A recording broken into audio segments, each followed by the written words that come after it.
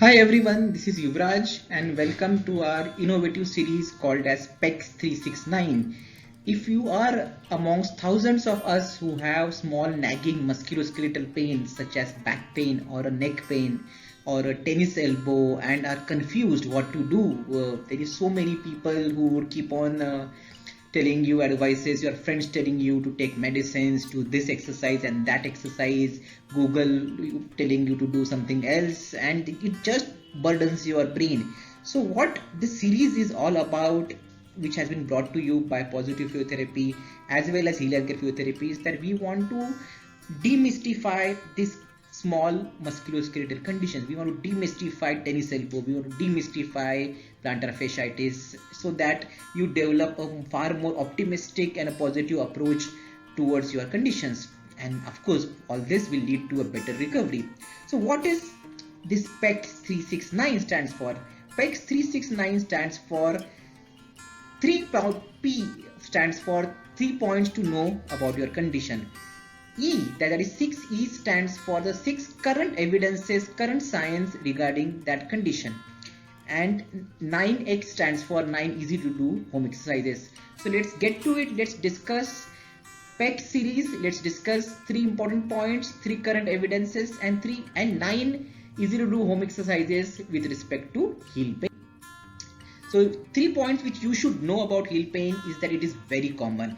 10% of normal individuals will get heel pain at some point of their time, and it's a very common injury which is found in runners. The symptoms of heel pain include morning pain. People will generally say, I get pain when I have the first step in the morning, or they would say, I get pain when I stand for a long time. Teachers or someone who are having a standing job would complain of this.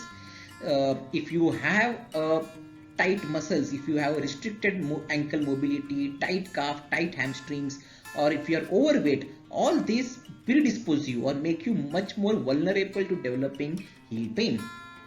So what does the current science say about heel pain? First thing is that we use the word plantar fasciitis and heel pain, and both these words are can be used interchangeably, but the word plantar fasciitis is a kind of a misnomer, because in medicine the word itis, that is itis, means inflammation, whereas in heel pain we don't really get much of inflammation. If you actually open up the heel and look inside, there is no chemical inflammation happening. There is more of degeneration of the plantar fascia, or there would be a thickening of plantar fascia which has happened. So yes, people use the word plantar fasciitis, but it's kind of a misnomer. Better term to use would be a heel pain rather than plantar fasciitis.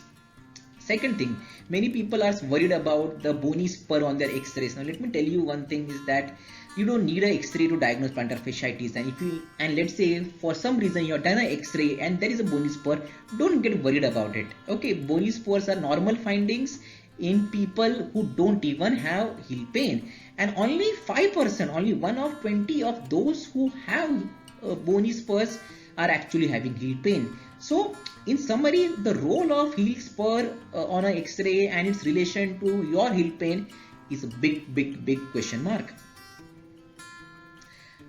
We all know that both flat feet and high arched feet are risk factors for developing heel pain. Okay. Now coming to management. In management, we have to work on weight reduction. Okay, if you have heel pain, just ask yourself, in the last few weeks or months, have you put on weight? And it's very important to lose that weight. It's important to put yourself in stretching and flexibility exercises, which we will soon discuss. And it's important to strengthen your foot intrinsics, the glute muscles, the buttock muscles, and the core. Let's look at the 9 exercise which we want you to perform if you have heel pain, and just try this out. You can do a calf stretch with the foot against the wall. You can do stretching of your plantar fascia as shown in the second video. Okay, and you have to hold each of the stretch for 10 to 15 seconds and repeat it at least 3 times.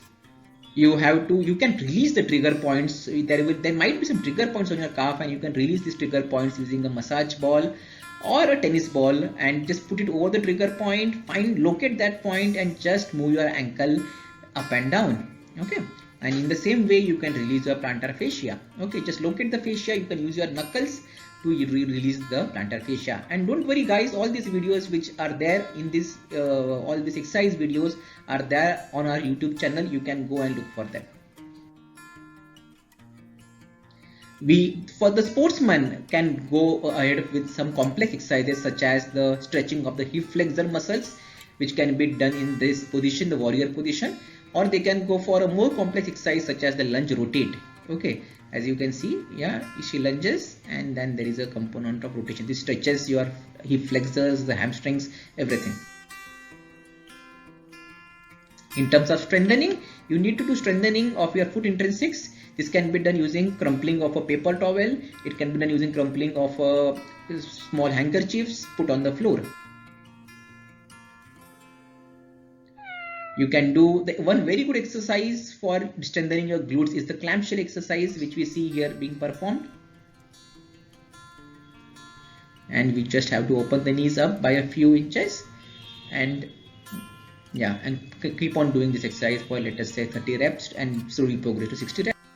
Okay, and the last exercise which we would like to show you is a kind of a Pilates exercise which will engage both your core as well as your buttock muscles, in which you lie are in a side position. You lift your leg up and move your leg front and back. At the same time, you will move your ankle into dorsiflexion and plantar. So that's it guys, this was a very small video. Remember, all the exercise videos are there on our YouTube channel. Look for Positive Physiotherapy on YouTube. You can like us on Facebook and follow us on Instagram.